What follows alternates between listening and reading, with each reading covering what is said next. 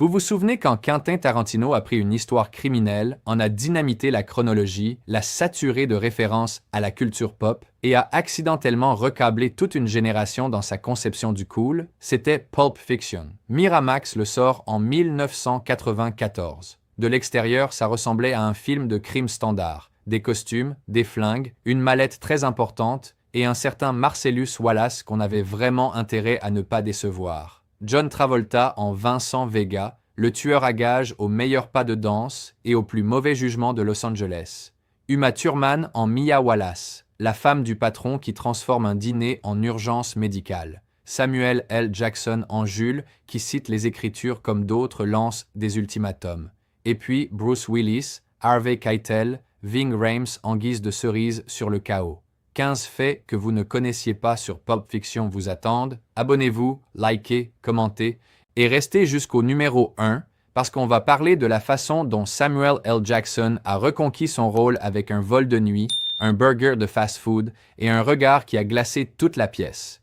Numéro 15. Contrairement à la plupart des personnages, Butch Coolidge est l'homme qui n'a plus de bonne option, ce qui est la seule explication valable au fait qu'il soit au volant d'une Honda Civic 1980 délabrée quand il percute Marcellus Wallace à un carrefour. L'un des moments les plus saisissants du film, exactement la voiture qu'un boxeur fauché planqué dans un motel conduirait. Mais la production ne l'a pas mise à la casse. C'est la même voiture que l'hôtesse de l'air de Jackie Brown, 3 ans plus tard. Quelqu'un qui a besoin d'un véhicule sur lequel personne ne pose les yeux. Et on la retrouve, semble-t-il, garée en arrière-plan du My Club dans Kill Bill Volume 2. Si vous clignez des yeux, vous la ratez. C'était, dit-on, la vraie voiture de Tarantino avant qu'il ne devienne célèbre. Et le seul véhicule vraiment élégant de tout Pulp Fiction, l'Acura NSX argenté du loup, était vendu à l'étranger sous le badge Honda dans un détail trop parfait pour être planifié. Le fixeur le plus classe de la ville et l'homme le plus désespéré du film conduisent, au fond, la même marque. Numéro 14. Tarantino disposait d'environ 8 millions de dollars, mais voulait que le film en paraisse 20 à 25. Il l'a dit lui-même. Ambition raisonnable. Cauchemar logistique pour tous les autres. Ils tournèrent sur pellicule 50 ASA, la plus lente qui existe. Une pellicule lente exige une quantité presque absurde de lumière pour exposer correctement. Pour un grand studio, c'est une contrainte. Pour une équipe indie légère, c'était équiper chaque décor de rampe haute intensité pendant toute la durée du tournage. L'équipe lumière a toute ma sympathie. Mais le résultat est là, à l'écran. Le chef opérateur Andrzej Sekula obtint une image quasiment sans grain, dense, saturée, bien plus proche du Technicolor des années 1950 que du look caméra à l'épaule granuleux que tous les autres films indépendants du début des années 90 couraient après. Et cet écart entre la beauté formelle du film et ce qui s'y passe réellement est l'une des grandes raisons pour lesquelles ça fonctionne. Le monde est splendide, les événements ne le sont pas. 30 ans après, ça ne ressemble pas vraiment à un film indépendant de 1994.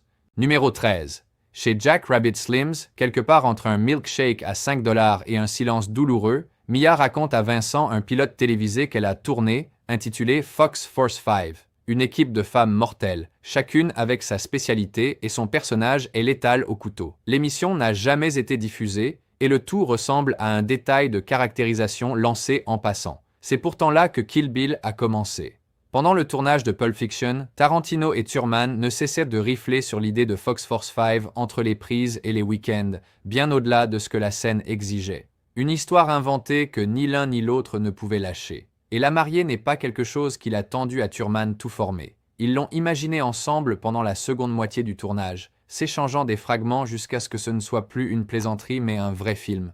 Au moment de tourner Kill Bill, elle avait façonné ce personnage autant que lui. Thurman lui répétait d'aller simplement faire ce stupide film qu'il n'arrêtait pas d'inventer. Il finit par le faire. Une réplique jetée peut porter bien plus que quiconque autour de la table n'avait prévu.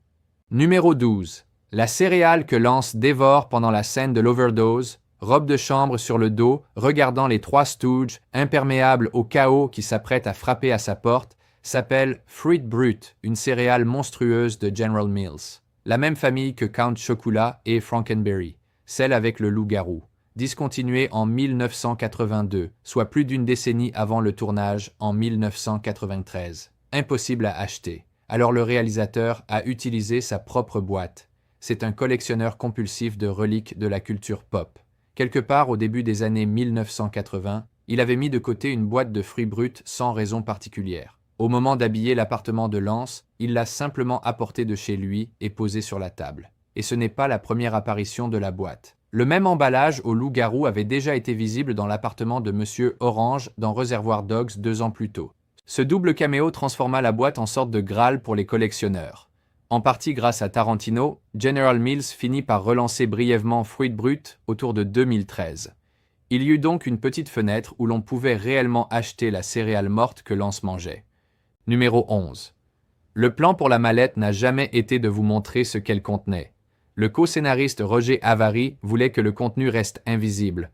Aucun objet, aucune révélation, juste un couvercle ouvert et les visages des acteurs qui font tout le travail. Chaque spectateur pouvait ainsi combler le vide avec ce qu'il voulait. Une version préliminaire avait imaginé des diamants volés, mais ils abandonnèrent cette piste, trop prévisible. Un remake du braquage de Reservoir Dogs. Ce qui créa cette fameuse lueur fut simplement une ampoule teintée orangée, glissée à l'intérieur de la mallette. L'équipe accessoire voulait un peu de mystère. Ce qu'ils obtinrent, c'est 30 ans de mythologie. Le costume d'Elvis en or de True Romance, une bombe nucléaire, le Saint Graal, l'âme même de Marcellus Wallace. Les détails ne firent qu'alimenter le mythe. La mallette s'ouvre avec la combinaison 666. Et cette lumière dorée aveuglante résonne fortement avec un film noir de 1955 intitulé Kiss Me Deadly, qui dissimulait une charge nucléaire derrière exactement ce type de lueur. Tarantino n'a jamais appelé la mallette autrement qu'un MacGuffin.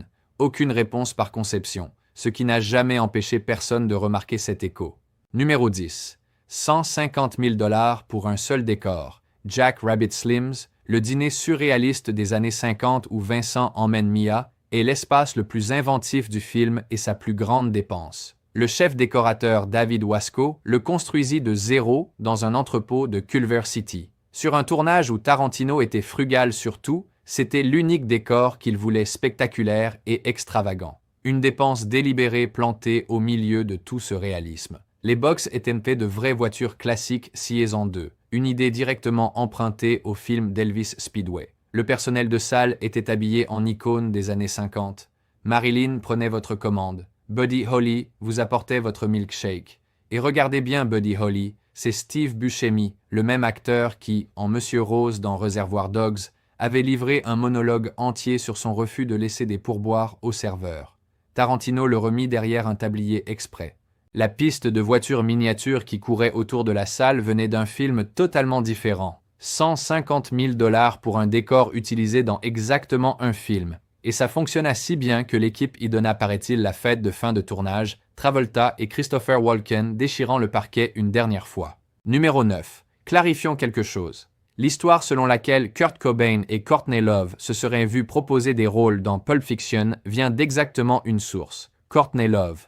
La version veut qu'on leur ait proposé les rôles de Lance et Jody, le dealer et sa femme, et que le refus poli de Cobain expliquerait la présence d'un remerciement à Tarantino dans les notes de pochette du dernier album de Nirvana, In Utero. Elle raconte une version ou une autre de cette histoire depuis le milieu des années 2000 et l'a reliée à ses remerciements dans une interview de 2011. Le problème, cette ligne de remerciement est le seul fil qui maintient l'histoire debout. Une mention spéciale dans un album n'est pas la preuve qu'on a proposé un emploi à quelqu'un. Personne d'autre ne l'a jamais confirmé. Aucune preuve que Tarantino et Cobain se soient jamais rencontrés. Et Tarantino n'a de toute façon jamais été friand de casting à effet avec des musiciens. Ce qui est réellement enregistré est bien plus banal. Lance alla à Eric Stoltz, Jody à Rosanna Arquette. Pas de rockstar à l'horizon. Le vrai frôlement de Love avec ce film se produisit en 1995 quand elle aurait arraché le tout nouvel Oscar du scénario de Tarantino lors d'une soirée. L'Oscar survécut. La rumeur n'avait pas de jambes, mais les gens veulent que les années 90 aient été plus cool qu'elles ne l'étaient. Et apparemment, ça suffit à maintenir une histoire en vie pendant 30 ans. Numéro 8. Le portefeuille que Jules sort dans le dîner, celui qu'il décrit avec 2 mots que vous connaissez tous par cœur, c'était celui de Tarantino lui-même. Il l'apportait de chez lui. Ils tournèrent avec, et il repartit dans sa poche quand le tournage se termina. La broderie n'était pas du voyeurisme gratuit. C'est un clin d'œil au classique de la blaxploitation de 1971 Shaft et à son thème iconique tout le genre dont Jules est sculpté. Le portefeuille dit qui est cet homme avant même qu'il ouvre la bouche. Mais l'histoire du portefeuille ne s'arrête pas là. Samuel L. Jackson allait plus tard tenir le rôle principal dans le Shaft de 2000, ce qui boucle la boucle de façon trop parfaite pour être accidentelle. Et l'accessoire lui-même engendra 30 années de produits dérivés, répliques officielles, copies non officielles, vendues dans pratiquement chaque pays disposant d'une boutique de souvenirs. Petite pause. Si vous avez déjà regardé la scène du dîner et immédiatement cherché le verset de la Bible de Jules, vous êtes des nôtres. Laissez votre moment préféré de Pulp Fiction en commentaire. Likez, abonnez-vous, il en reste 7. Numéro 7. L'hypothèse facile, c'est Saturday Night Fever ou Grease, la légende de la danse de Travolta s'offrant une promenade de gloire dans un faux dîner des années 50. Mais ce n'est pas là que ça vient. Tarantino a en réalité puisé l'ADN de cette danse dans Bande à part de Jean-Luc Godard, 1964, une scène de danse spontanée dans un café qui évacue tout le romantisme et le spectacle pour les remplacer par quelque chose de relâché, cool et légèrement absurde. Il aima tellement ce film qu'il nomma sa société de production A Band Apart en hommage. Il emprunta plus que le concept. Les pas d'Uma doivent quelque chose aux Aristochats de Disney et Travolta improvisa la moitié de ses mouvements sur le plateau. Ce qui prend tout son sens quand on se rappelle d'où vient Tarantino, des années derrière le comptoir d'un vidéoclub à ingérer exactement le genre de film étranger obscur que la plupart des Américains n'approchaient jamais. Quand You Never Can Tell démarre, vous regardez en réalité l'obsession encyclopédique d'un ancien vendeur de cassettes enfin projeté sur grand écran. Numéro 6. Travolta n'a en réalité jamais planté l'aiguille. La piqûre d'adrénaline dans la poitrine de Mia est le moment physiquement le plus brutal du film. La plongée, le halètement, le tremblement de tout le corps. Ça frappe comme quelque chose de réel, et c'est exactement l'opposé de ce qu'ils ont filmé. Sur le plateau, ils appuyèrent une fausse seringue contre la poitrine d'Uma Thurman et demandèrent à Travolta de la retirer rapidement. Le montage diffusa les images à l'envers. Le retrait devient une plongée. Ajoutez un son sourd sur la bande-son et le cerveau fait le reste. Ça résout aussi un vrai problème pratique. Une fausse poitrine prothétique pour un moment d'une telle intensité aurait pu paraître caoutchouteuse et bon marché, brisant le sortilège au pire moment. Et puisque les gens citent la scène comme un cours de premier secours, précisons qu'une piqûre d'adrénaline directement au cœur n'est pas du tout le traitement approprié pour une overdose d'héroïne. La scène faillit ne pas survivre. Lors d'une projection test, quelqu'un se serait évanoui, faisant brièvement douter Tarantino. Et la séquence elle-même n'avait pas été inventée pour le scénario. Le marqueur, le livre de médecine, poignarder quelqu'un au cœur pour le ramener à la vie. Tout ça venait directement d'un documentaire de Martin Scorsese de 1978 intitulé American Boy, où un ancien toxicomane décrit avoir fait exactement ça à une femme en train de faire une overdose. La scène qui semble être de la pure fiction l'est peut-être moins que vous ne le croyez. Numéro 5. Avril 2013. Un adjoint du shérif du comté de San Bernardino arrête 2 hommes en train de démonter une vieille voiture à Victorville, Californie. Il fait tourner le numéro de série, ça revient comme un véhicule différent, immatriculé à Oakland, un clone. Il creuse un peu, contrôle le numéro de châssis estampillé, et c'est là que ça devient intéressant. La voiture était la Chevrolet Malibu 1964 rouge cerise de Tarantino, celle qui avait été volée en 1994, juste au moment où le film sortait en salle. Retour en arrière. Le réalisateur avait acheté ce cabriolet rouge cerise en 1989 avec l'argent de la vente de son script True Romance à un ami. C'était sa voiture personnelle. Il l'a mis dans le film, puis elle disparut. Pendant 19 ans, tout le monde présumait qu'elle avait été démontée pour ses pièces. Sauf que l'homme pris avec elle l'avait achetée des années plus tôt, légalement, sans la moindre idée de ce qu'elle était. Il avait investi une petite fortune pour la restaurer amoureusement. Il possédait un morceau d'histoire du cinéma et ne le savait pas. La réalité fit ce qu'elle fait toujours dans ce genre d'histoire. Elle vérifia les papiers. La voiture étant bien du vol, son propriétaire ne vit pas un centime de ses 12 ans de travail. Et selon ses propres dires, Tarantino, qui récupéra son cabriolet gratuitement, ne lui envoya jamais le moindre mot de remerciement. Numéro 4. John Travolta est dans ce film parce qu'un homme tint bon contre Harvey Weinstein. Et ce n'était pas le réalisateur. Weinstein voulait n'importe qui sauf Travolta pour le rôle de Vincent Vega. Daniel Day-Lewis, auréolé de son Oscar pour My Left Foot, avait lu le script et le voulait. Sean Penn et William Hurt étaient également dans la course. Mais Tarantino voulait Travolta, et Travolta seulement. Un type dont la carrière était tombée à zéro. Tarantino voyait exactement le cool usé dont le rôle avait besoin. Son agent, Mike Simpson, coucha les conditions sur papier. Final cut, durée libre, choix final des acteurs. Et Weinstein approuva tout sauf Travolta, puis essaya de rediscuter le sujet plus tard. Simpson ne s'y pas. Accord maintenant ou pas de deal. L'impasse se brisa grâce à un héros inattendu, Danny DeVito.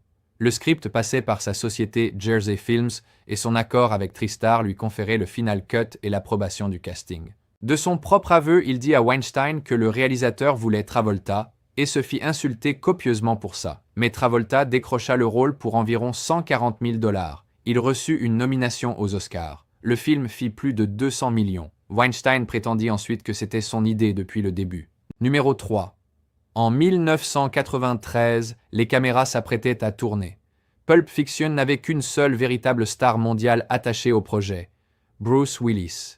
Travolta représentait un risque. Jackson était un acteur de composition respecté. Thurman n'était pas encore un nom mondial. Willis était celui dont le nom pouvait ouvrir un film à l'étranger, et il accepta de le faire pour bien moins que son tarif habituel parce qu'il croyait au script. Mais ce que son nom accomplit réellement n'avait rien à voir avec son cachet. Weinstein prit le nom de Willis et pressole les droits internationaux du film en s'appuyant presque entièrement sur cet atout de première ligne et repartit des marchés étrangers avec 11 millions de $. Les droits étrangers seuls rapportèrent plus que le coût total du film, ce qui offrit à Tarantino sa liberté. Aucun studio dans son coup, aucune note sur la chronologie inversée, aucun costume exigeant qu'il normalise le tout.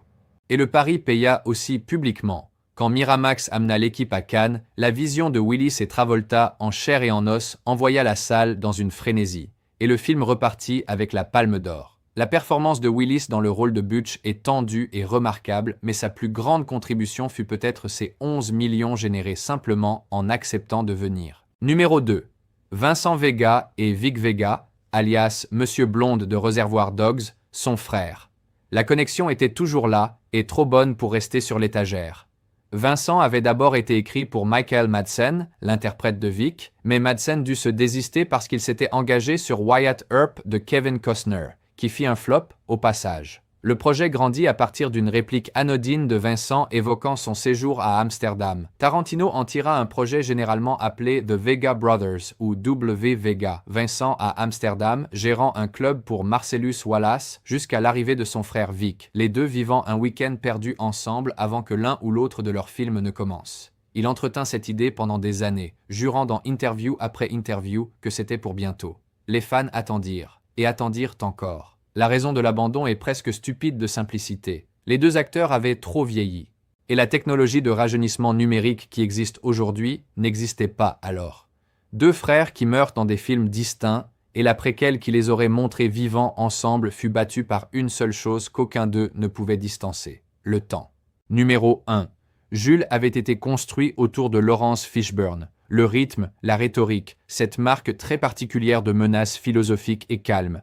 Tarantino l'écrivit pour lui et le lui proposa en premier. Fishburne déclina. Il estimait que le film rendait l'héroïne un peu trop séduisante. Le rôle revint alors à Samuel L. Jackson, et Tarantino lui dit que c'était le sien.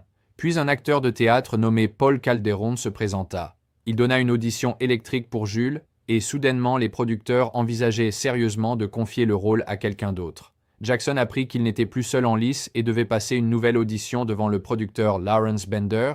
Il prit un vol de nuit pour Los Angeles, épuisé et furieux, pour décrocher un rôle qu'il pensait déjà être le sien. Burger et milkshake de fast-food à la main en entrant dans le bureau. Et ça empira dès le seuil. Quelqu'un l'accueillit en l'appelant Monsieur Fishburne, le confondant avec l'homme même qui avait refusé le rôle. Jackson, pris pour le type dont il venait récupérer le rôle abandonné, s'assit, ne dit rien et commença à manger son burger en silence, fixant toute la pièce d'un regard que plusieurs témoins ont décrit comme profondément inconfortable. Puis il se leva et lança le monologue du dîner avec une intensité si concentrée que les personnes présentes ont dit avoir été véritablement ébranlées. Il obtint le rôle sur le champ. Voilà pour ces 15 révélations sur Pulp Fiction. Quelle est celle qui vous a le plus surpris? Dites-le en commentaire, abonnez-vous pour ne rater aucune de nos prochaines plongées dans les films qui ont tout changé et envoyez cette vidéo à quelqu'un qui prétend savoir ce qu'il y a dans la mallette. Il ne le sait pas. Personne ne le sait. Et jusqu'à la prochaine fois, dites-le encore une fois.